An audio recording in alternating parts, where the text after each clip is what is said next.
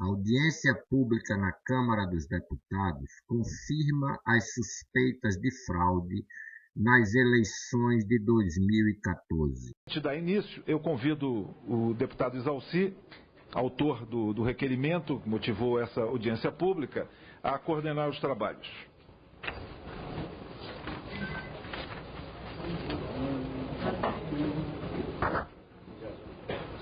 Está aqui, olha, está aqui na...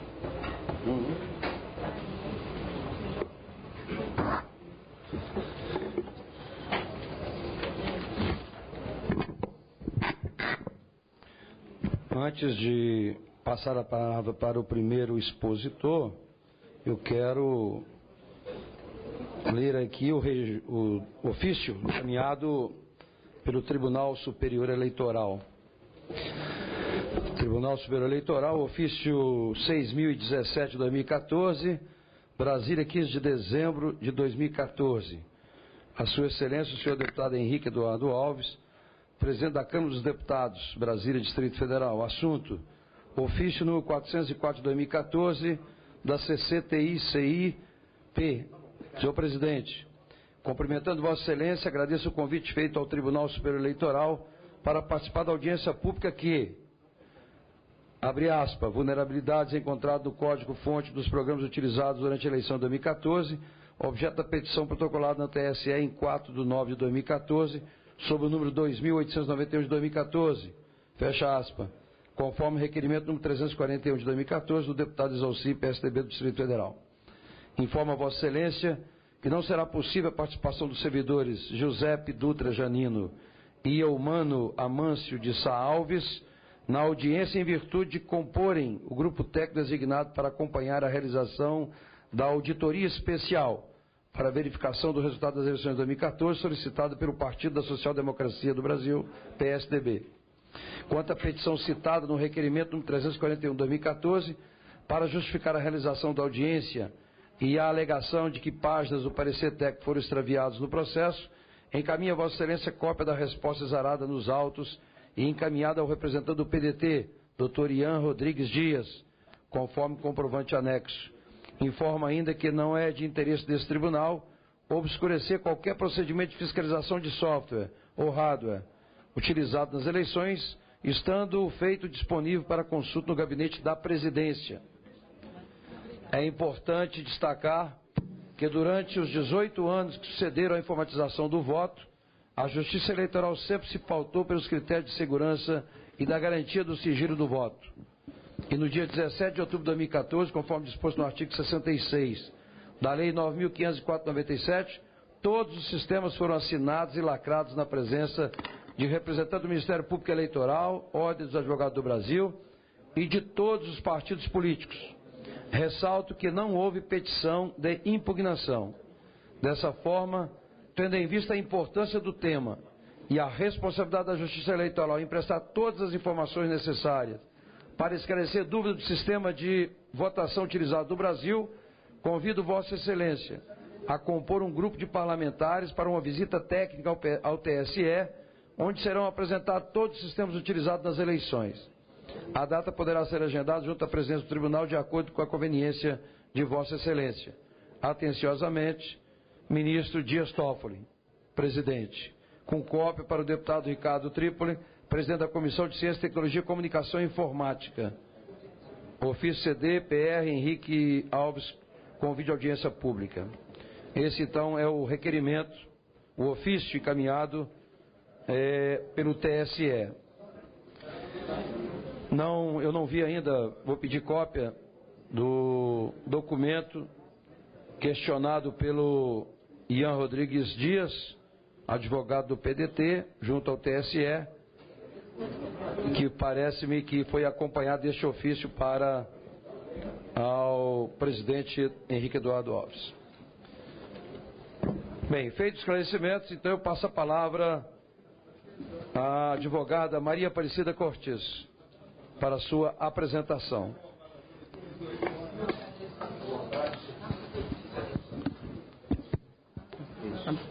Agradeço a todos, parabenizo o presidente da comissão por ter permitido a nossa participação para trazer essas informações para vocês que eu acho de muita relevância, que ela não tem a conotação partidária, ela tem uma conotação de mudar o sistema eletrônico de votação do Brasil, que é o único no mundo.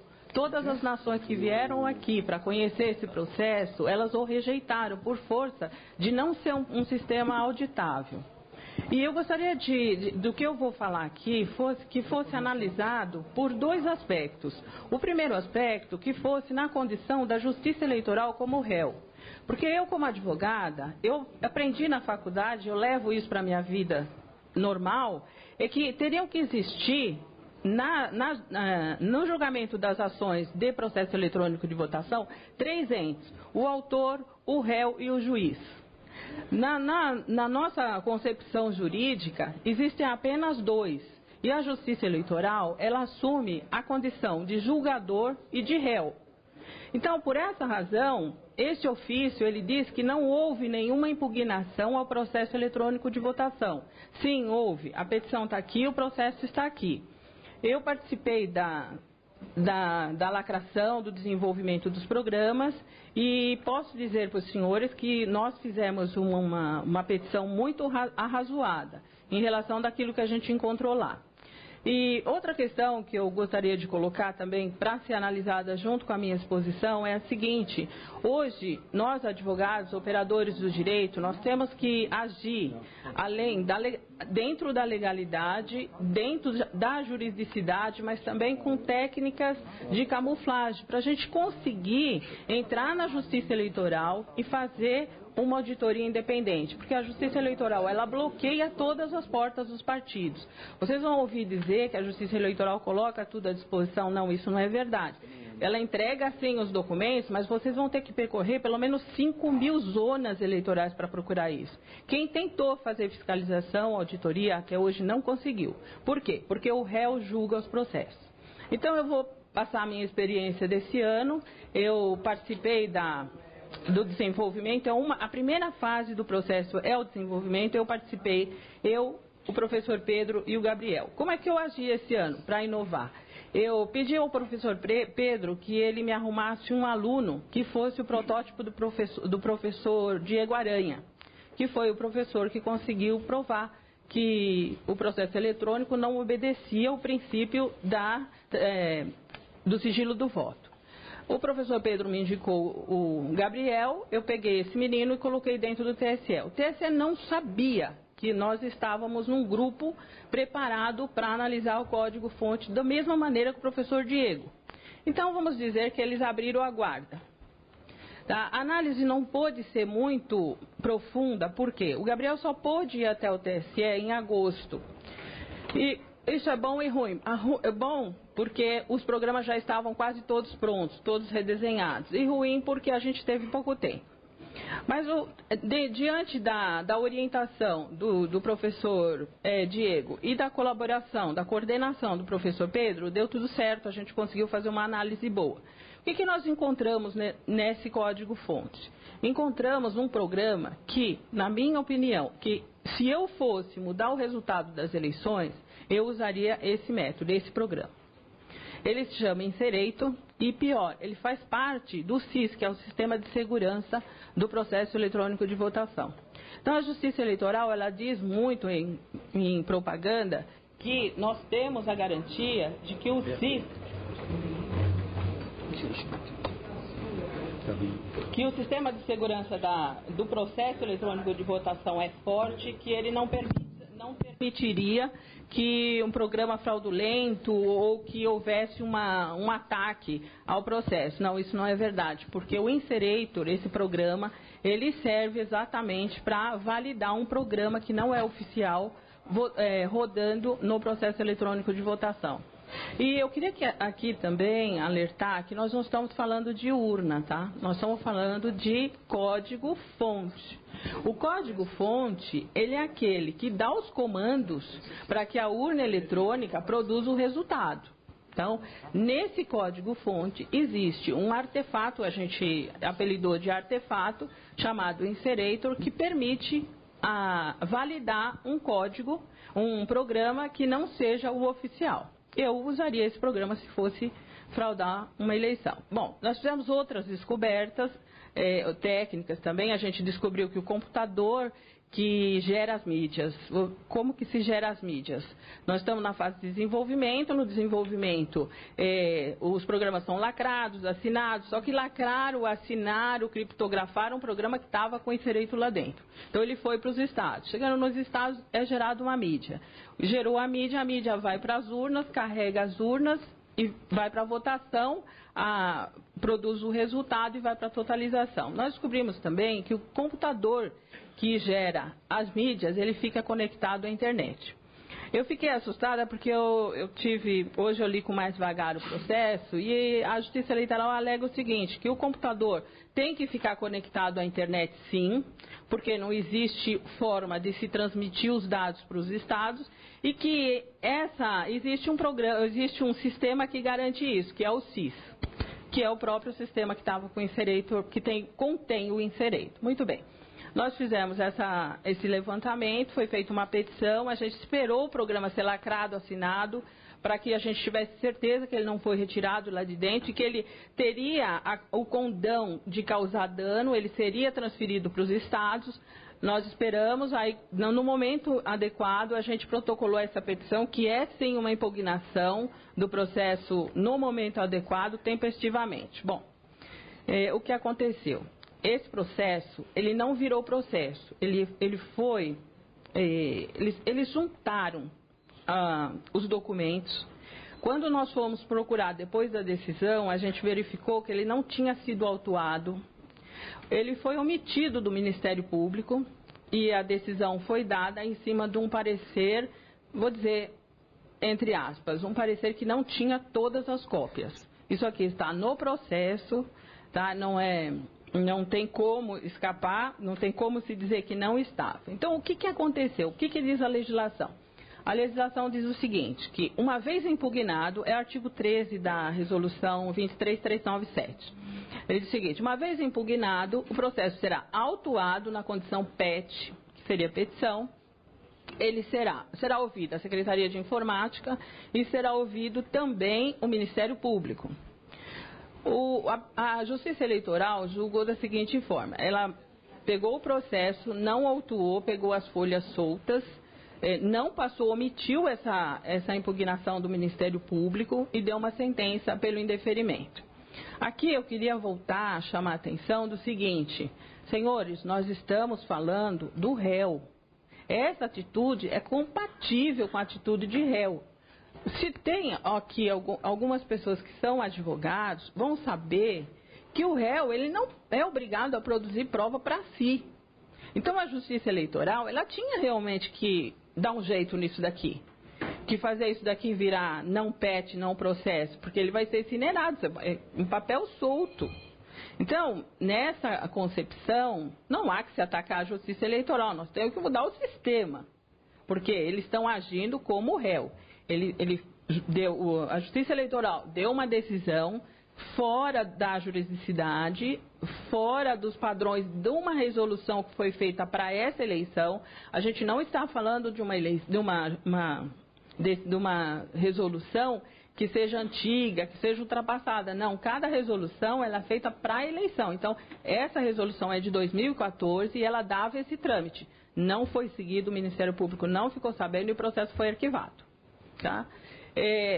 Nessa nossa viagem, essa nossa luta para que o processo eletrônico seja transparente, não é a primeira vez que a gente vê isso. Tá? E também nessa luta, a gente tem percebido que não se está dando atenção devida para essa condição da Justiça Eleitoral como réu. Então, enquanto isso existir, enquanto essa situação estiver persistindo, nós não vamos conseguir produzir provas. O que a Justiça Eleitoral fala em relação a que nunca foi possível produzir provas num processo de impugnação de eleição. Senhores, o réu não vai admitir que errou, que o processo é vulnerável, que o processo é inauditável, que há um insereitor lá dentro capaz de mudar o resultado da eleição. E a gente não está falando de uma eleição. Isso aqui foi denunciado dia 4. O julgamento, nem sei que dia saiu. 18, então ainda daria tempo de tirar. Eu sempre achei que se nós denunciássemos antes que a Justiça Eleitoral iria mudar. Não. Quando o Gabriel achou, a gente já começou a dar sinais que estava encontrando, que pedindo para eles para mudarem. Não, eles não têm intenção de mudar. A intenção é manter isso daqui do jeito que está. Agora, dia 18, a Secretaria de Tecnologia da Informação deu resposta. Dia 18, a resposta da Secretaria de TI. Dia 26, o despacho do juiz mandando arquivar. De setembro. Eu gostaria de falar assim mais tecnicamente em relação a que esse Inserator, esse programa que é capaz de mudar, ele é capaz de aceitar um programa diferente rodando nas urnas. Vocês têm que lembrar que a Justiça Eleitoral diz o seguinte: a urna ela não aceita um programa se não for assinado. Quantas vezes a gente vê o ministro levantando um CD no dia da lacração, ele levanta, olha, o que não estiver aqui não roda nas urnas. Não é verdade. Eu vou mostrar para vocês uma transparência que eu fiz uma auditoria nas eleições de 2010 na cidade de Londrina e rodou um programa que não tinha sido assinado, compatível com a utilização do Inserator. Se vocês olharem essa transparência, vocês vão perceber que eles começaram a testar o programa no dia 28 de agosto. Os programas não tinham sido mandados ainda, os programas oficiais não tinham sido mandados ainda para os estados. Eles ainda estavam em desenvolvimento no TSE. Só que já estava se tentando adaptar esse programa não oficial para as urnas. E aí acontecia mesmo que a Justiça Eleitoral diz, a urna rejeitava. Isso aí nós estamos na fase de carga das urnas. O programa já tinha sido colocado na mídia que ia carregar as urnas. E ele rejeitava, caía o sistema, caía. Eles foram tentando até 2 dias antes da fase de carga das urnas, onde os partidos, o Ministério Público, os juízes, eles estavam presentes. E eles conseguiram. Tem um determinado momento que vocês vão perceber, dia 24/9, que foi a carga, que o programa roda, mas com aviso que era um programa não oficial. Ele dizia incompatibilidade.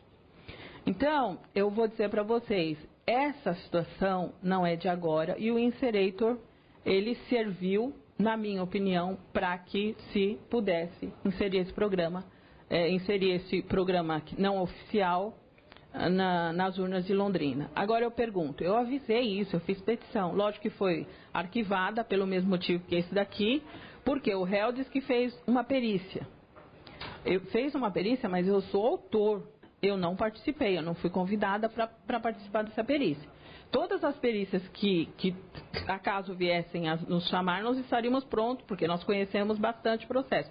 Nós não fomos chamados. E essa perícia detectou que não teria nenhum problema, mas é uma perícia oculta que só teve participação o próprio réu. E quem julgou? O próprio réu, e o réu disse que esse processo, que a minha impugnação não tinha procedência e arquivou o processo. E eu queria, assim, já para finalizar, mostrar mais uma coisa para vocês. Na condição de réu também a Justiça Eleitoral, ela compra laudos. E é natural. Todos aqui que somos advogados, a gente já preparou petição inicial ou petição de contestação com laudo. Laudo de grandes empresas, de grandes instituições, para que aquelas instituições dissessem que a nossa tese era verdadeira. Não que ela seja mentirosa, mas ela chama para si alguns aspectos que são de interesse do cliente. Só que nós levamos isso para o juiz e o juiz indica um assistente, um perito dele, que vai decidir a causa para um ou para outro laudo. Só que a Justiça Eleitoral, como é que ela faz?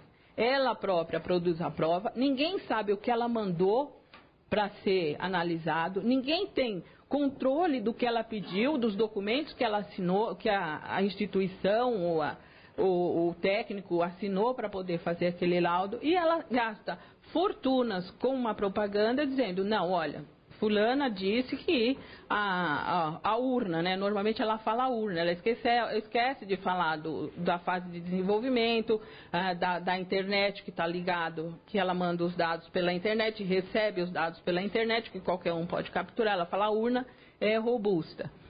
Então, senhores, eu aqui, já encerrando a minha fala, eu queria colocar que enquanto nós tivermos essa situação, nós não vamos conseguir provar nada, mesmo que a gente indique que existe sim um programa na urna que é vulnerável, que um programa que pode alterar o resultado, o juiz não vai aceitar e os colegas ainda vão ter que enfrentar o seguinte: técnicas jurídicas legais de camuflagem agora. Por quê? Para que nós possamos fazer auditoria para determinados clientes, trabalhar, poder fazer fiscalização, nós temos que driblar a Justiça Eleitoral. Muito obrigada.